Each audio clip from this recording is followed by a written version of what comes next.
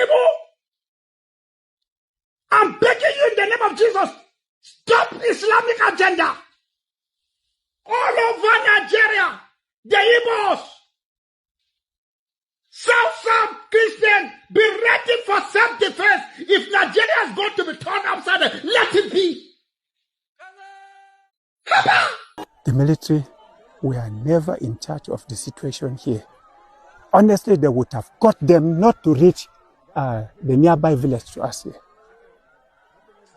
If they were ready, I call the sector the person commanding. A message to the whole Fulani in all over the world, and most especially the one in Nigeria. Guys, see, Mona take time. No be only na be the only violence tribe wey dey for this country. We have the Yoruba, we have Hausa, we have the Igbos. Those are the three major tribes in Nigeria. The Hausa, we know them as a peaceful people. They're like they are hospitality people. They are home back in the days. There, it's very easy to live, do everything, go to school. Everything was very soft. But these Fulani people now come take over their land, come put gun, come put machine gun everywhere. They terrorize every nation. Come to part of the issues, that is main issues that the Christians are not talking about. Unfortunately, while Christian leaders who didn't see this thing as a problem, that is why they are doing all these things. They will poke, they will poke their finger into your eyes and ask you, what can you do? You saw what they did to Tinubu's wife, who is a Christian. You saw what they told her. One Sheikh Tenshi, that the God told him to kill her because she's an infidel, he's a Christian. Can you imagine that kind of arrogance? Esther, can you imagine? One thing I will tell everybody, whether you are in Nigeria or not, don't support bad thing, especially when it involves people's life. Don't near it. Never there where they are talking about it. Anything that will take somebody's life. Who will believe that Gowon, the champion of One Nigeria, that what is happening today, the killings and the unaliving that is going on is happening majorly in his own state. So tell me what Gowon gained by One Nigeria. Just tell me, what did you gain, Gowon? Look at, I'm going to show you a video. Yeah?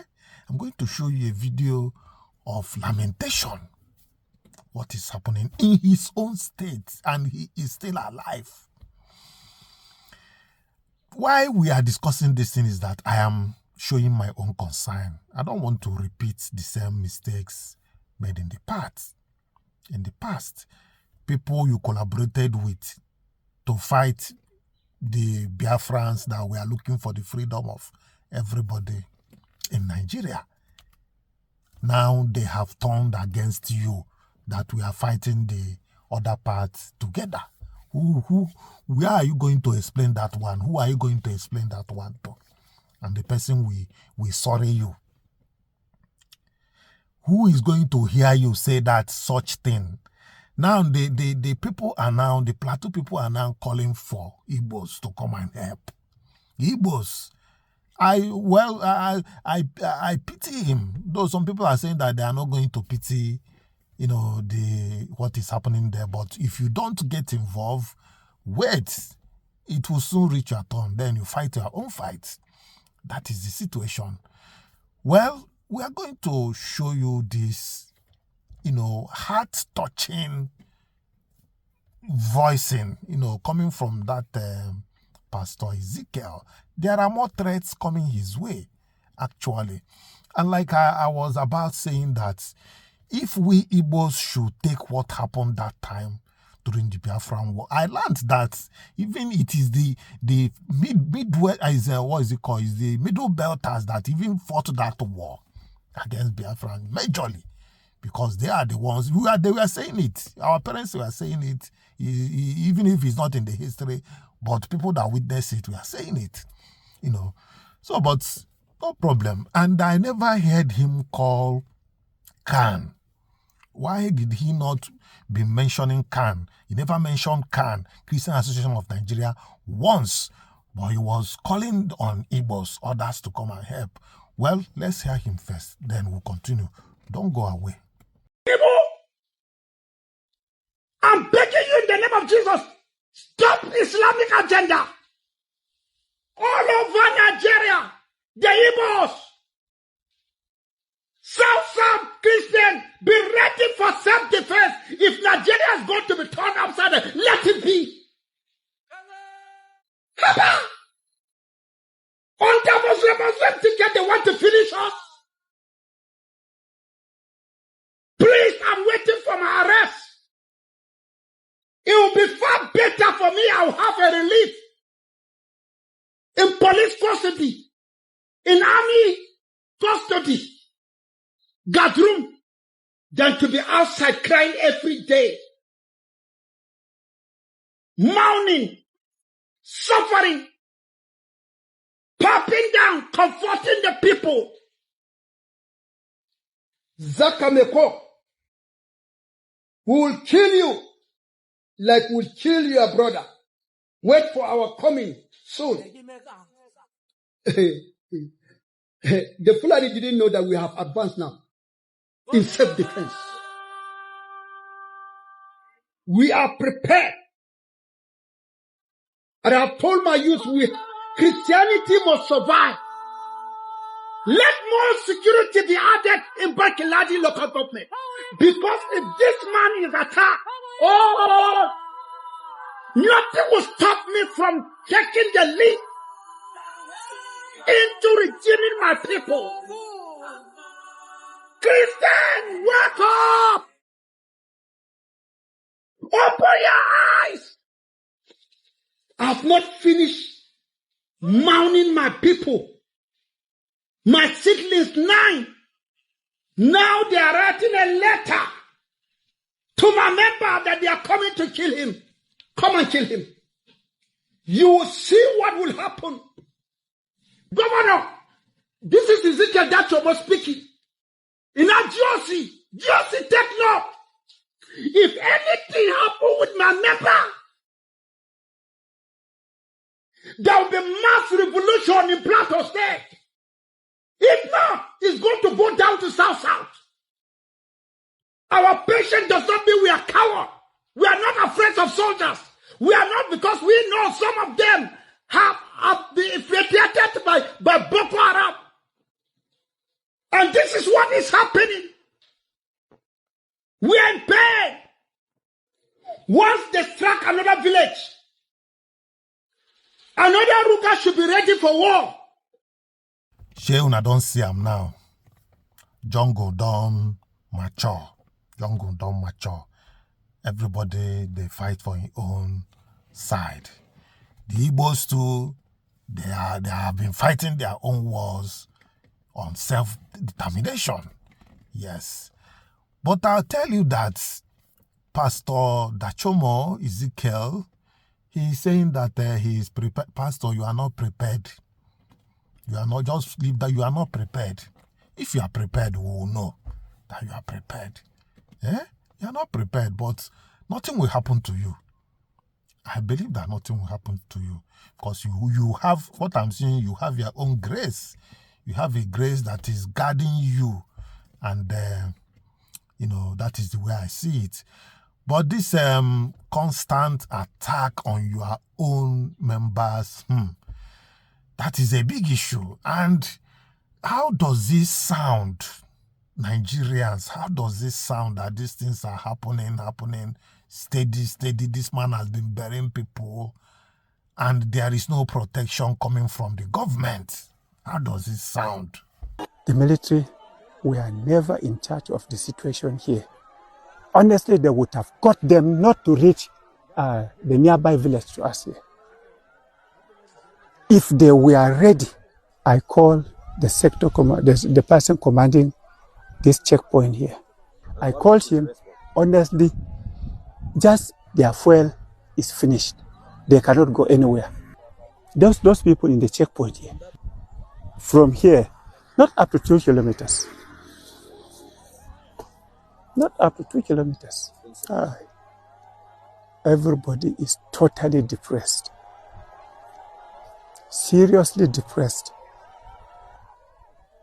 Nobody, if not because of us, having the heart that we will not leave this place. This situation would have made us to completely move and leave this place.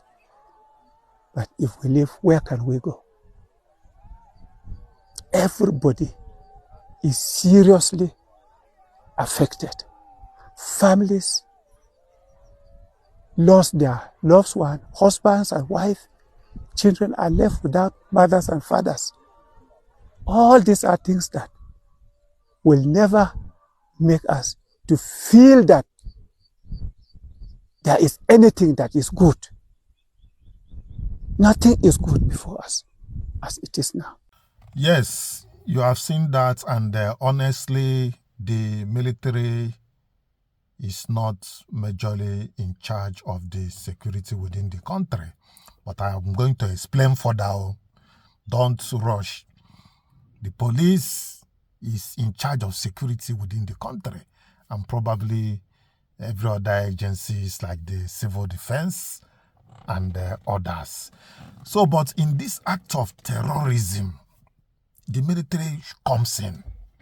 Terrorism is purely the military, job to secure the country, because the country is now, trying to survive against terrorists. Now the military comes in to secure the country. That is it.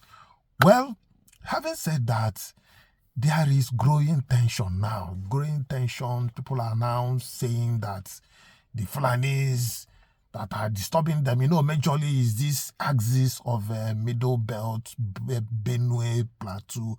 That is where the thing is happening.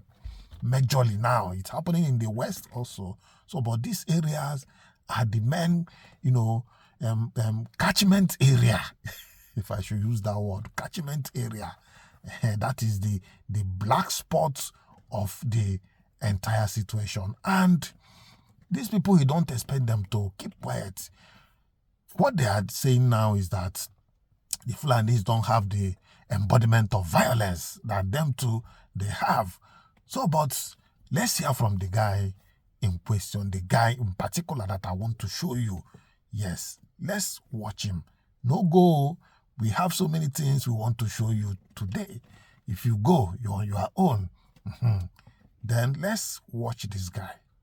A message to the whole Fulani in all over the world, and most especially the one in Nigeria. Guys, see, Mona take time. No be only na be the only violence tribe wey dey for this country. We have the Yoruba, we have Hausa, we have the Igbos. Those are the three major tribes in Nigeria.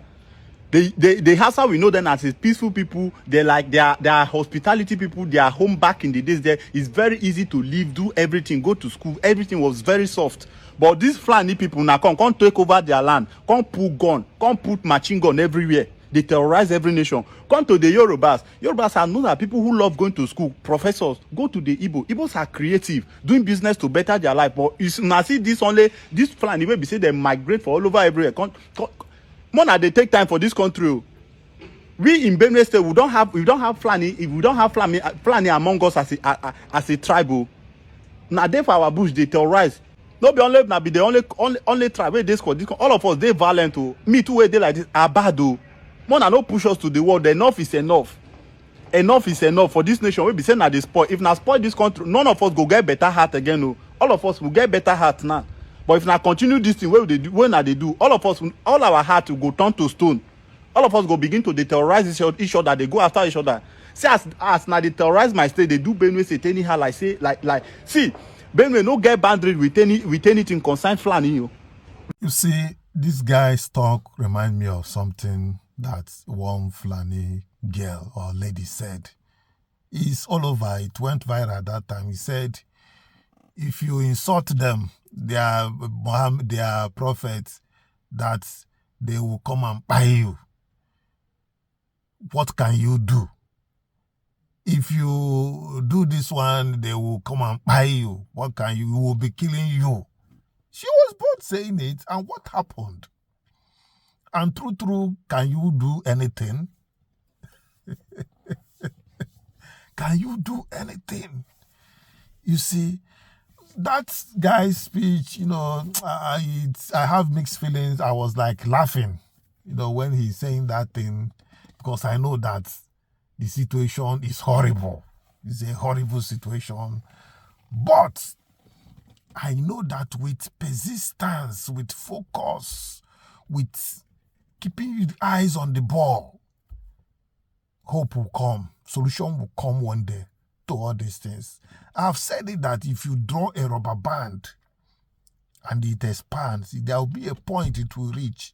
It cannot expand again. The next thing, it will break. And once it breaks, no more fatalism.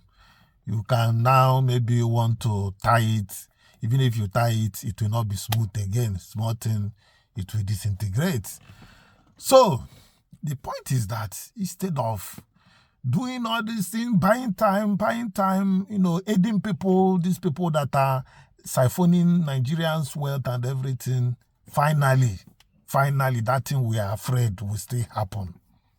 That will be a very painful situation.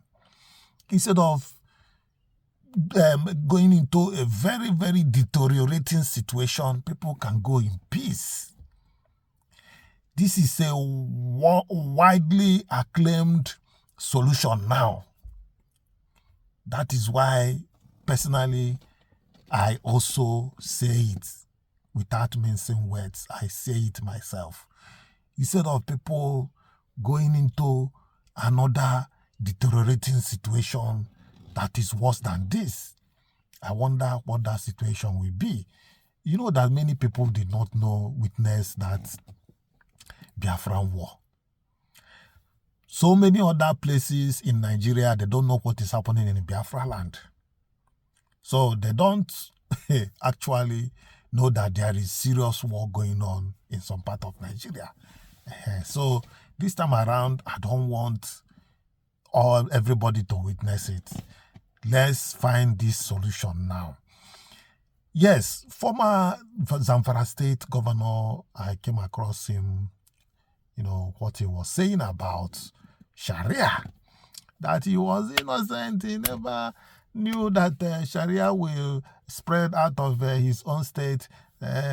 But in that same video, he was saying that they refused, former Sokoto state, it was divided into Zamfara and Sokoto.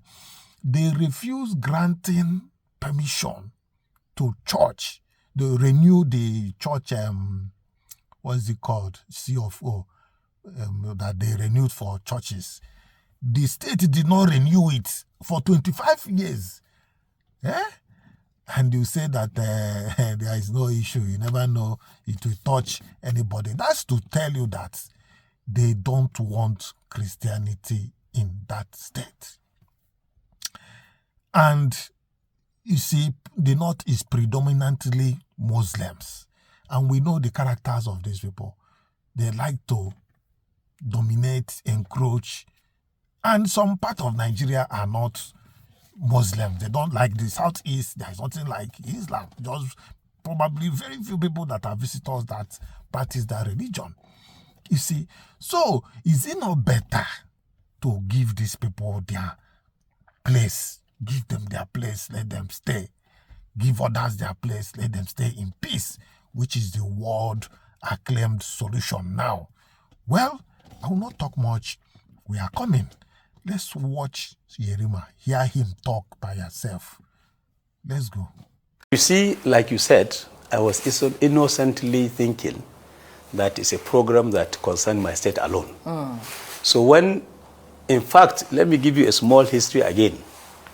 When I started campaigning, before I started the campaign, before I was invited to Abuja to join DPN, as soon as Zamfara was created, I think 2 weeks after I resumed office as DG, Lands and Housing, some ladies in their white attire called Ladies of Fatima Church came to my office and said they have a file that, they have their church that was built during the colonial days. The certificate of occupancy expired 25 years ago. Since northern Nigeria, they have been pursuing various governments in Sokoto, Northwest, up to Sokoto State, to get the certificate renewed. Every successive governor who were Muslim refused to sign the certificate. They will be recommended because governors signed certificate occupancy. Yes. That they want me to please help them. I say, Madam, you are now lucky you have a new state. As far as I'm concerned, at that time I was so vast in knowledge of Islam, like you said. I know the Quran, I can understand, interpret the Quran. And I didn't see anywhere where the religion said other people should not observe their faith. And there is no compulsion in religion. In the Quran, it's clearly stated that we should do our own religion and others observe their own religion, allow others to observe their religion. So I explained to them that you are lucky now we have a state. I assure you, you are going to have your certificate of occupancy renewed. That was refused 25 years ago. They thanked me. I started the process. We had a meeting. It was recommended. We sent to the governor's office. The same thing that happened to them in 25 years ago. They were denied. The governor kept the file. As usual, that's what they used to do. They will keep the file in their office and not sign. Until they leave the office. Somebody will come. If a new governor comes, the file will be returned to the land department. A new fresh process all over again. So the governor kept the file. Every time they come to me, I will say the governor has not returned the file. They pressurized me to go and talk to the governor. The governor is still alive. He's in Nasarawa State. He now told me never to come to him again for that file. I came because back. It was another faith. No, yes, he's a Muslim. So because their belief is that they should not allow places of worship. So I now said, Madam, this is my problem now. I don't know what to do. They say, we told you, Yerima. This is the fate we have been having. So the day I now declared I was going to contest, they were the first group of people to come to me and said, Yerima, you supported us, you helped us. But the governor has refused to sign the certificate as usual. We typed the certificate, it was ready. So as they said, will you promise us that you are going to sign the certificate if you become governor? When you get into office? I told them if I cannot recommend, I would not have signed. But if I can recommend your certificate, it means I will sign it. I signed the recommendation. What will stop me from signing? They now said they will want me to visit their church. Okay. And address the congregation as a gubernatorial candidate of APP. I went there and they introduced me and they said I should tell the congregation, women, make a promise. What I have told them. The ladies of Fatima Church is still alive in Gusau. Ladies of Fatima. So I went there. I promised them that as far as I'm concerned, I'm a Muslim, but somebody who believes that God will never make a mistake. By creating me as Muslim, creating somebody as Jew, somebody as Hindu. So I said, therefore, that God that cannot make mistake will not let people alive if he doesn't want them to be alive. So I promised them I was going to not only sign their certificate as governor, I'll create an environment where every person in Zamfara will be free to worship his religion. They said hallelujah and they prayed for me. And the lady, the leader of that group, now said they are going to go all out in Zamfara. And mobilize for you. And mobilize for me. In fact, the next day, she met me again. They met me and said they want me to go to each church. They have organized. They will go to church by church to address them. And they were taking me to every church in Gusau state capital. The Catholic churches, the Pentecostal, all the churches, Anglican churches. In the end, they organized a meeting by CAN. Okay. Let me give them all these assurances that I gave to individual churches. And I gave them. And they now, the CAN chairman then stood up and said, the CAN as a body has endorsed me as their candidate. As soon as I was sworn in, the ladies of Fatima now wrote a letter saying they want to come and congratulate me. Congratulate you. And so I quickly remembered the promise I made. All the files that were left by the governor were returned to the ministries. So I asked the DG Lands to quickly, the Permanent Secretary Lands and Housing, to return the file of Ladies of Fatima Church. They came after the introduction, after the opening, Muslim prayer, Christian prayer. I said, Madam, before you say anything, what brought you? PAMSEC, please, can you bring that file? Give them to sign a acknowledgement copy, give them the original certificate. Oh, my. When they signed, the lady just started crying.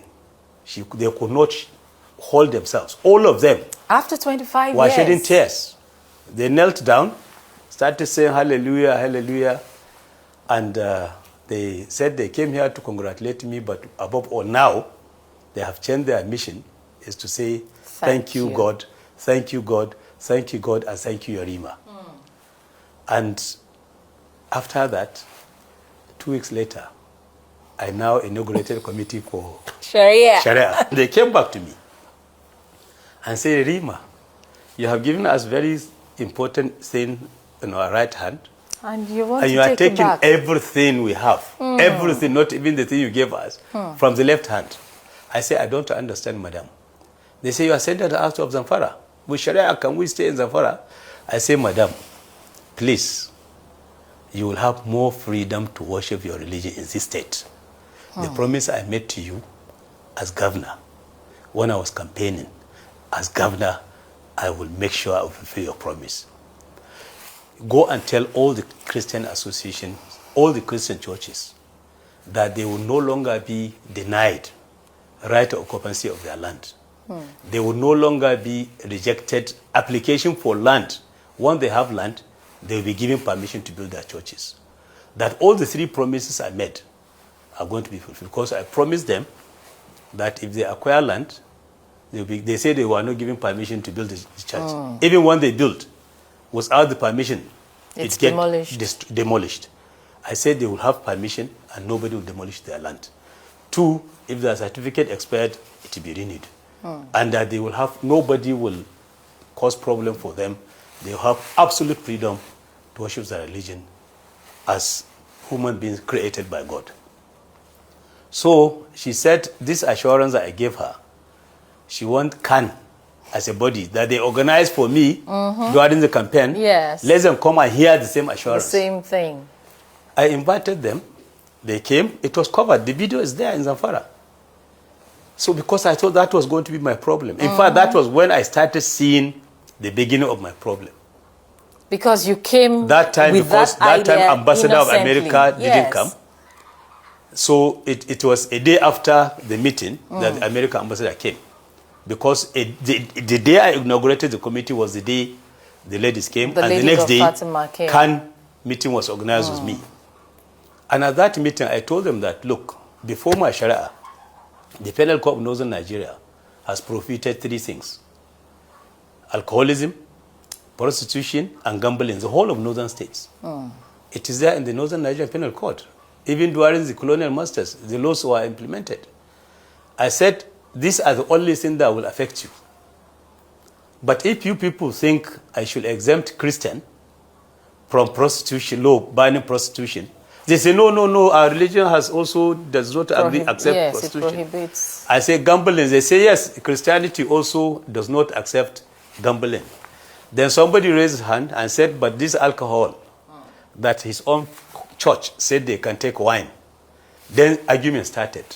Some people say no, some people say yes. When I saw from my calculation, majority are saying they don't want, I should ban alcohol, I said, okay, I want to put this last issue to vote.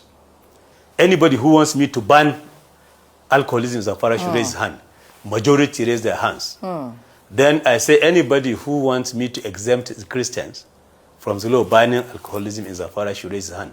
Not even the person who brought the argument raised his hand. Nobody. I say, okay, then everybody now accepted that this is this thing. We concluded the meeting peacefully. The next day, American ambassador came. When he came, I gave him the issue of that meeting, that I've given Christian assurance of their faith. Yes. And gave him all the assurance that I was going to follow Constitution.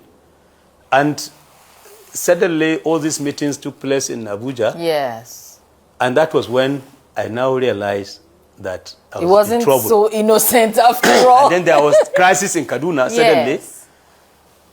And I say, what concerns Kaduna was what I'm doing in Zamfara. What you're doing in Zamfara. So for 8 years, I tried to control the people. Yes. Because as I said, I did everything to adhere to the Constitution.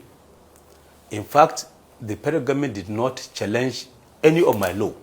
We had laws establishing the Hizbah, what they call state police that State time. yes. It was not a police. The Islamic Constitution police. allow every every organization, people, Nigerian, to gather themselves and to protect other Nigerians. It's allowed.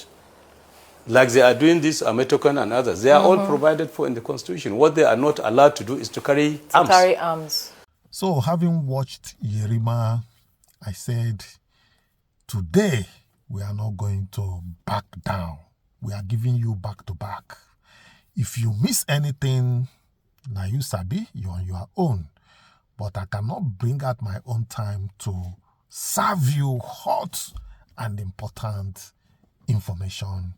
If you choose not to, well, that is your own cup of tea. So I have decided now to also serve you this. It's vital. I don't want you to miss any part of it. Let's go.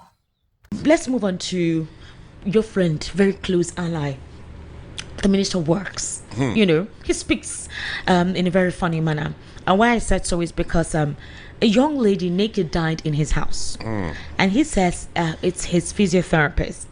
There are apparently two of them.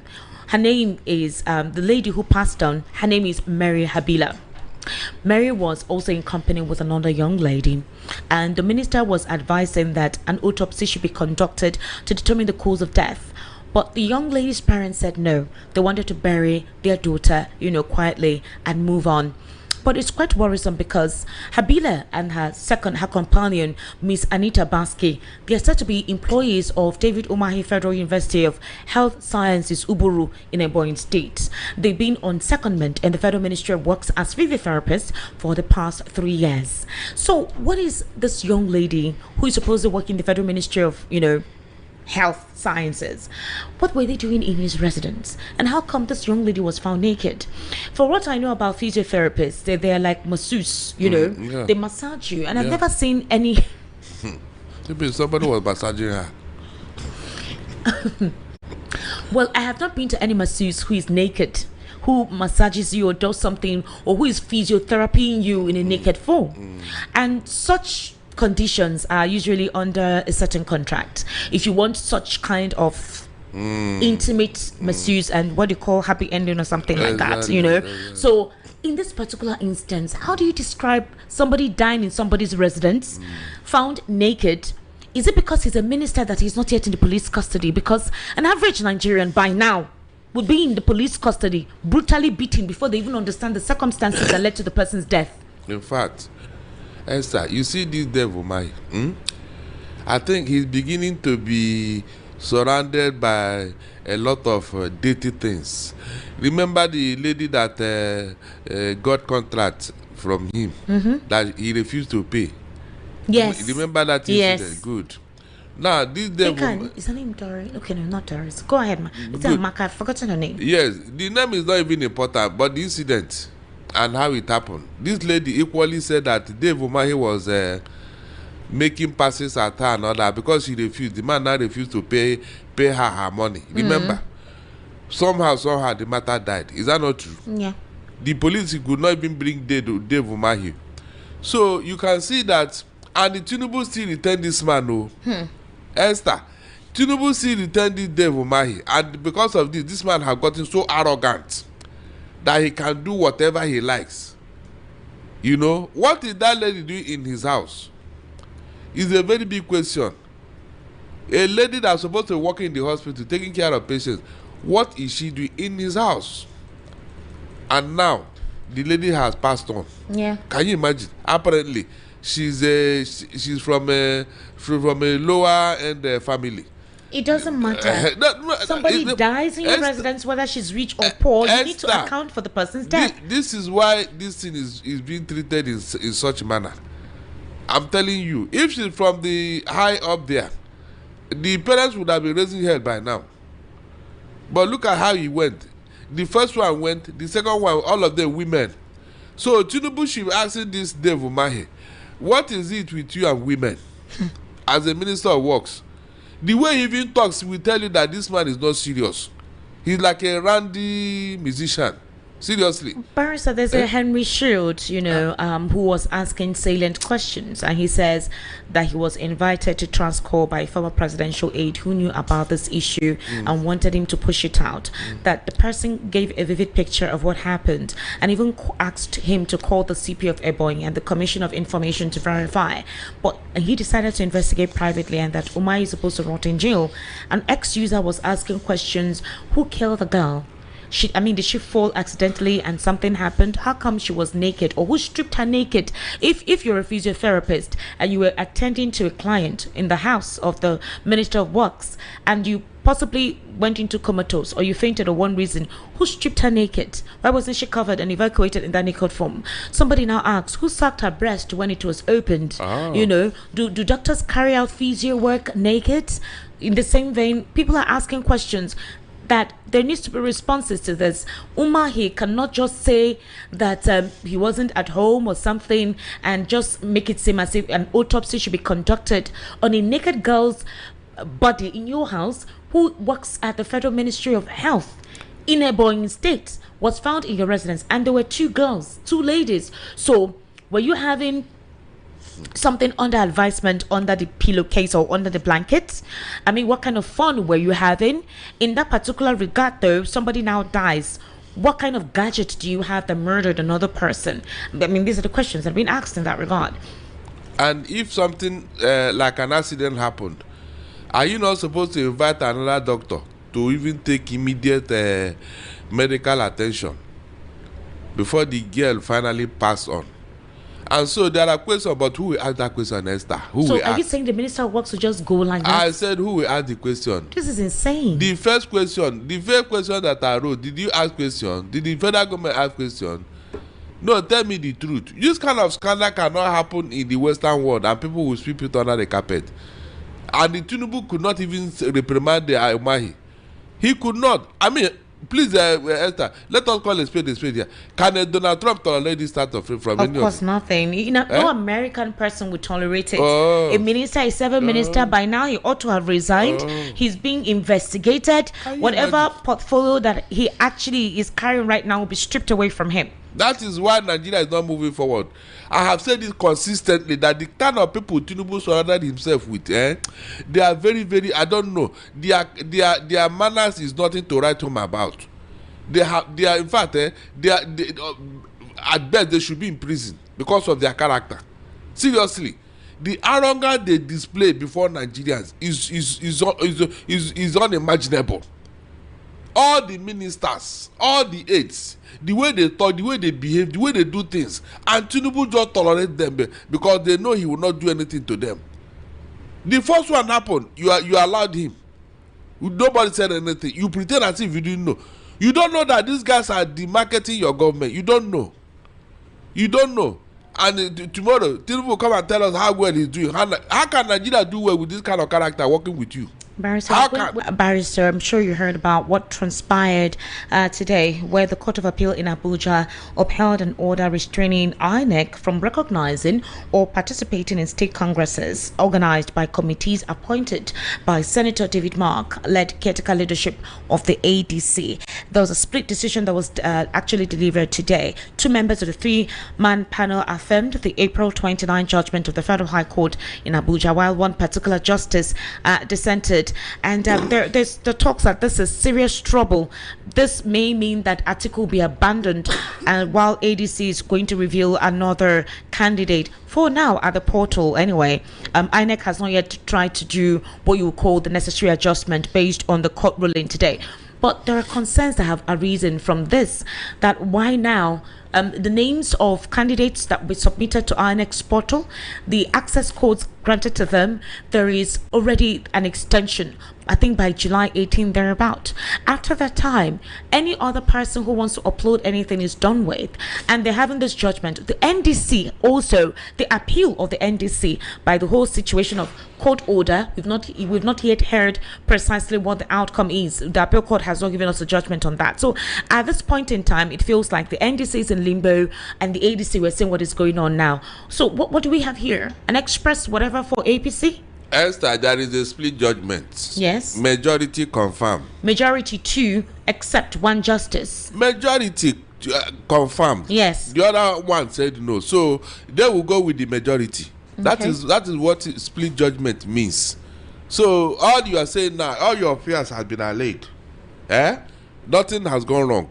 It's just a minority judgment. What do you mean? So they will go with the majority. Okay, they'll go with the majority. Yes. What's the majority? Majority, the two persons that confirm what the court have already ruled. So in other words, that nothing has gone wrong. Nothing. Yes, that's the meaning. Nothing has gone wrong. Or are you not reading it right? Esther? okay. Yes, nothing has gone wrong. Nobody should break head here. It's just a minority, one person. So, they are still in order. That's the way it is. Most times, when there are split judgment, The court affirmed the order preventing the MAC-led national leadership from interfering with the tenure and functions of the ADC's elected state executive committees. Justice Abang and Donatus Okorowo formed the majority that barred INEC from recognizing the outcome of congresses conducted by the caretaker leadership. They agreed with the trial court that the responsibility for organizing state congresses rested with duly elected state executive committees rather than the party's national caretaker body. The presiding judge, Justice Mohammed, delivered a dissenting judgment. Mohammed held that the dispute arose from the internal affairs of a political party and was therefore not open to judicial determination. He consequently ruled that the Federal High Court lacked jurisdiction to entertain the case. But this is where it became a situation where the National Convention was declared invalid. The majority judgment held that the Congresses and National Convention conducted by the MAC-led ADC were invalid because they took place in defiance of an existing court order which was issued on April 14. Justice Abang then said the judiciary had a responsibility to intervene to prevent anarchy and ensure the survival of democracy in Nigeria. So the two justices said that the convention that was organized by ADC was invalid. No, I got it now. So it's only one justice that dissented, and majority means majority's decision takes the final step. Yes, I get it now. Now, what they are saying here is that the David Mark led leadership should not have intervened in the state congresses because there was a court order that allowed them to continue because their tenure have not ended. But Esther, this is wrong. This is wrong because the Supreme Court have already ruled that courts should not intervene in matters of leadership for political parties. But the court is claiming, the majority are claiming that they have to intervene to prevent anarchy. No, what anarchy? Esther, what are we going to talk about this court for God's sake? What kind of excuse is this? Are they shooting each other in their party? What anarchy? It's a simple order court have given. Obey it now. Why would that cause an anarchy? Look, Esther, I don't like this kind of confusion, seriously. The Supreme Court have even told them not to entertain any matter of leadership from political parties. Why can't they obey simple instruction from the Superior Court, Esther? Can we begin to talk about this like a kindergarten children? You mean up to now the courts are still making these mistakes? Prevent anarchy. Which anarchy? To obey court order is an anarchy. In fact, it's very absurd. Seriously, I think the Supreme Court and the CGN should step into this matter and begin to sanction judges who do all this, who cause all this confusion. And so, with what they are saying now, it means that some people may not even partake in this election, Esther. Can't you see it? Yes, because INEC is going to close their portal and they may not wait for them. Is that not possible? Exactly. So what happens? Esther, what happens now? It's like when they do this thing, they now begin to make us believe that they are working with the APC. They are working with APC to make sure that only APC will take part in this election. You see something that is very, very close. Very, very close. And you are trying to make it difficult for parties to participate. And you are telling me that you are not playing some scripts here. Which anarchy? Court want to stop the anarchy in Nigeria. Have they stopped it? Esther, the anarchy in Nigeria, have the court to stop it? It now had to be with political parties. Anarchy. Anyway, Atiku and his people, they should go back. Yes, they should go back to the court. Seriously. Because there's no other way. They should go back to the court. Apparently, a superior court now. For appeal. This thing need to be reinterpreted again, oh. Because that's what it means. It means that it's going to be reinterpreted. Because it has already been interpreted, but some people are trying to scuttle it. They have to go back to court. There's no other way. They have to go back to court. But what time? That is it. Now let the court. The court will even ask for extension. Yeah, the court will ask for extension. Of course, he can give that order to INEC. There's no other way. In fact, it's very, very absurd. Well, these are distressing times for political parties. The minority judgment is very, very correct in law. Yeah. Very, very correct. I don't know why the other two judges is it not the same order from Superior Court? Were they not aware? So which anarchy are they trying to prevent? The other judge who took a minority, the anarchy, he did not see it, Abby. Well, Barrister, we need to see how that will go, because it's a very I mean, Atiku is saying that INEC has decided to become a bait, a rat being manipulated by the ruling party, but the ruling party has said that the opposition needs to put it house and other. Every time something goes wrong, they always blame them. But they didn't tell them to go to a house that was already in disarray with a lot of court impediments and issues, adopted the party, and you want to run with it. No. And that they would not even help them even try to supposedly resolve their issues. The APC has said that their job is to make the opposition uncomfortable, but there are concerns that why use the court system.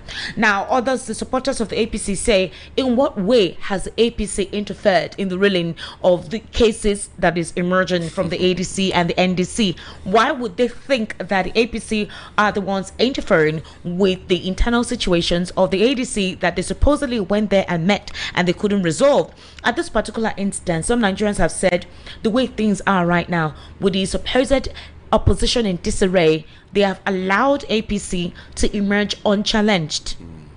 It is not possible, Esther. Okay.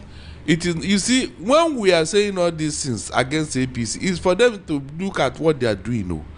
Because tomorrow, some supporters of this APC, they will not even see anything wrong in what they are doing. All the problem of the opposition, go and check. How did it crop up? Somebody who could not even afford the transport fare to Abuja, all of a sudden he will be riding on convoy, causing problem in his own party, going to court, creating unnecessary hiccup here and there. Where did he get the money for all those things? Who is sponsoring them? From ADC to even NDC and other, who is sponsoring all the problem there? And who is taking them to court, Esther? That Bala from Bala Gombe. Did you not see where he was when he resigned his this thing from ADC? Did you not see his condition? All of a sudden, the man is riding in convoy with big cars. Esther, where did he get the money? Please tell me. Where did you get the money to go to court and hire SANS? Since you are asking me who caused the problem, you don't know, Abi. You think you are clever. You don't know. You are deceiving yourself. APC know what they are doing. They know. They are just pretending. But it's unfortunate because you claim to be a Democrat. Meanwhile, you are trying to truncate the democracy in Nigeria. You are trying to truncate. You know what they even did now? They said the defense now is INEC. They included INEC to make it look like INEC is not involved. You know. Yes, INEC is part of the defense in this particular ruling now. Is that not true? They included INEC as part of the defense. So you can see, deliberately creating confusion, so that people will say, after all, they included INEC now, so INEC, this and that. No, you cannot be too clever. You cannot. Seriously. Let Atiku and his people go back to court for reinterpretation. Simple. All right, Barrister. Well, while the opposition parties are meant to put themselves together and plan and mobilize ahead, this unfortunate circumstance could actually be a derailment. And some Nigerians have said, if the opposition do not come together as one, there is no way they've made it easy for the APC, with all of those distractions already emerging. And they had said that the best way to actually truncate APC would have been an Atiku Peter Obi ticket, where everybody would have galvanized, rig for rig, whatever for whatever, everybody come. You're having one major opposition. But with these strong candidates going for different political parties, that the votes have been divided, and some persons may decide not to even participate in the elections because to them they don't trust any of the political parties available. So rather, possibly the voter apathy could lead to the APC emerging. Do you think that could be what it is? Do you think we are going to have an election that is not as unpredictable like 2023 was? Since Atiku and Obi refused to come together, Esther, that was in the past. Let's move on. That was in the past. Yes. You're saying that they cannot come together for any reason. From the look of things, what can anybody say? You saw the role I played and what, so I don't want to go back to it. Let them move on. Let them go and test their strengths. At least let it be rested for once. Let them go and test their strength. It's now left for Nigerians to decide who they want. Yes, let for Nigerians. You have over 90 million voters, Abi. Let them go to the field and let all of them vote, and let's see who will emerge. It's as simple as that. All right, Barrister, very quickly, President Bola Ahmed Tinubu has decided to retain Vice President Kashim Shettima as his VP for 2027. And the Muslim ticket was a thing of worry. And it was funny because as of 2023, a lot of Nigerians were outrightly against that ticket, especially for the fact that it has always been Muslim Christian, all right, or Hausa Igbo, or Hausa South or something like that, or Fulani South. It has always been that kind of, to create that balance. As it stands, the APC is the only political party retaining Muslim ticket. What if any other political party decides to come, possibly from the next electoral cycle, to go with Muslim ticket? Are we going to see a trend that could alienate the Christian group, to form an intricate part of politics? And the APC claims that it worked, and they don't think there's any reason to change it. There were speculations that Tinubu would choose a different VP from the Christian arm of the North, but he's maintaining the Muslim ticket. So how do you say this changes Nigeria's political trajectory? These people have told you in clear terms that they own Nigeria. This Muslim ticket is passing a message to you as a Christian. Esther, can there be any Christian ticket in Nigeria and nobody will break heads? You can see this our style of religion has insulted us in such a manner that our rights are being taken away. Even in their actions, the rascality and the arrogance of our Muslim brothers, the way they do things. Is it not because they claim that their own religion is superior? Is that not the only reason? Tell me. Is that not the only reason? But we have surrendered this right, yet there is no peace. If they are doing these things in this manner, what message are they passing to the Christians? Look at all the killings. Our own girl, Leah Sharibu, is in captivity today because of her religion. Is that not true? Esther, can such a thing happen with a Christian group taking a Muslim girl and forcing her to become a Christian? Can it happen in Nigeria and nobody will say anything? These are part of the issues, that is main issues that the Christians are not talking about. Unfortunately, while Christian leaders who didn't see this thing as a problem, that is why they are doing all these things. They will poke their finger into your eyes. I ask you, what can you do? You saw what they did to Tinubu's wife, who is a Christian. You saw what they told her. One Sheikh Tenshi, that God told him to kill her because she's an infidel. He's a Christian. Can you imagine that kind of arrogance? Esther, can you imagine? Can any Christian do such a nonsense? This is what we are suffering in Nigeria, and you are telling me there is no Christian genocide. How can all this be happening? And you still claim that you are wiser, you are better, your religion is better. Show me how it is better. Show me. All the terrorists we are seeing all over the place, which religion did they profess, Esther? Which religion? You will kill somebody in the morning, in the afternoon, in the evening, you go and pray. After saying Allah Akbar, you go and cut off somebody's head. Is that God that you are worshiping? Is it God that sent you? Every time religion, yet nothing is coming out of it. All these murderers all over the place. Which religion do they profess? Why are Christians not talking about it? They just remain quiet. That is why these guys are doing whatever they are doing. Seriously. That is the only reason why they are so arrogant. So arrogant.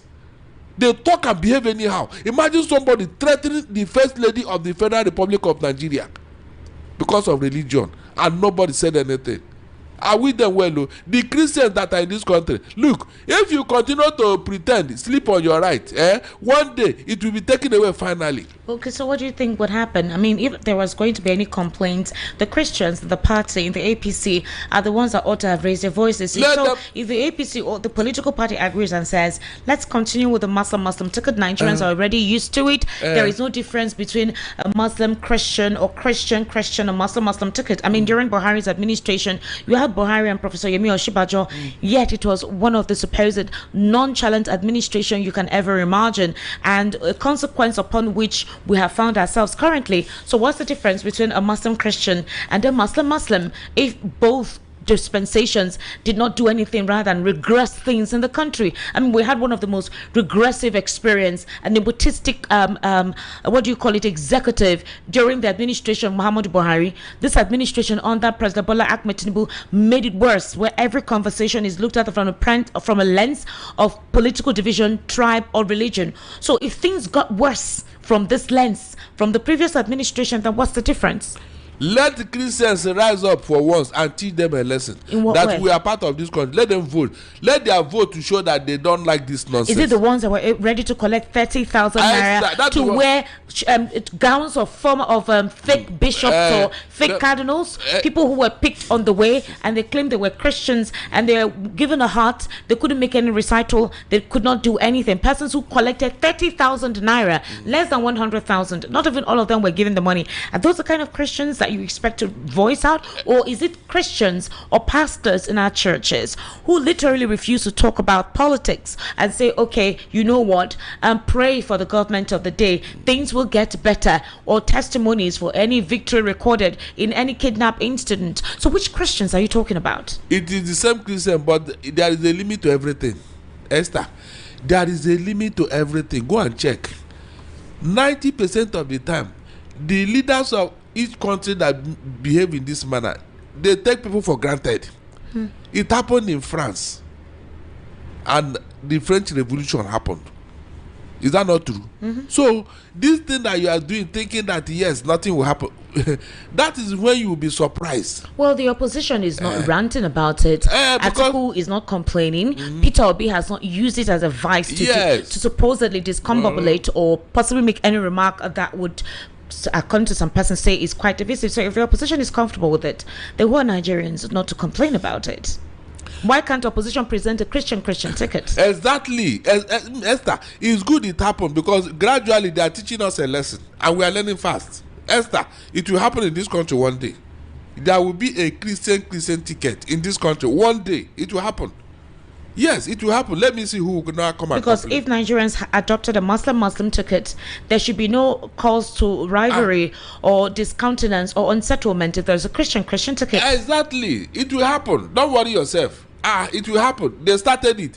They did it with Abiola and King Igbe. We didn't complain. In that particular instance, a lot of Nigerians actually wanted that. Oh, so now they truncated it. Now they have used this one that brought murderers into Nigeria. Esther, murderers. What evidence do you have that they are murderers? You mean these people that are killing Nigerians? Who are they? Oh. No, please. These people that are killing Nigeria, who are they? Did they not tell you that they are from outside Nigeria? And so where was the leadership when they entered Nigeria? Please tell me. Didn't the leadership of this country tell that these terrorists, they are from outside Nigeria? Or is it a rumor or propaganda that some chieftains of APC brought these people into Nigeria? Is that one in doubt? Please, Esther, tell me.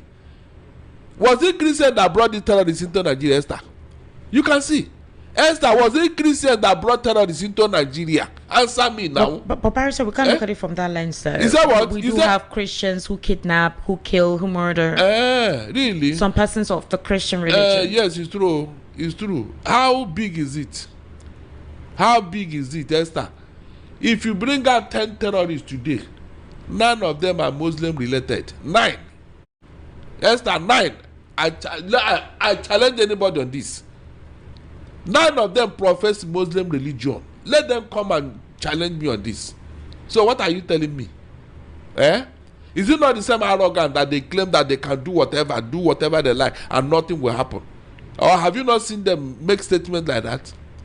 Did they not tell you that except you become a Muslim, they will kill you or you start paying for your life? Esther, did they not say it? Oh, so what are you telling me here? Can any Christian group say such a thing to Muslims? Instead of the leadership to stop this nonsense, they are now pretending as if it doesn't matter. It doesn't matter, but it is what is guiding our life today. On that prism, religion, it is what is guiding our life. Maybe because you are here, you think, go and see what these Christians are suffering in the north. Esther, go and see what they are suffering. Go and see what they are suffering that nobody is reporting. And you are telling me you have a country. All right, Barrister, thank you. Yes, viewers, you're welcome back from that discussion. You see, if you are yet to subscribe to YangaLife channel, please click on the subscription button, notification bell, like this video, and don't forget to share it to everybody. Let people watch and bring in their own contribution. Don't say it does not concern you. This is for everybody, you know, in Nigeria, or everybody from Nigeria, anywhere you are, it is for you. Well, I still remain Chinedu till I come your way next time.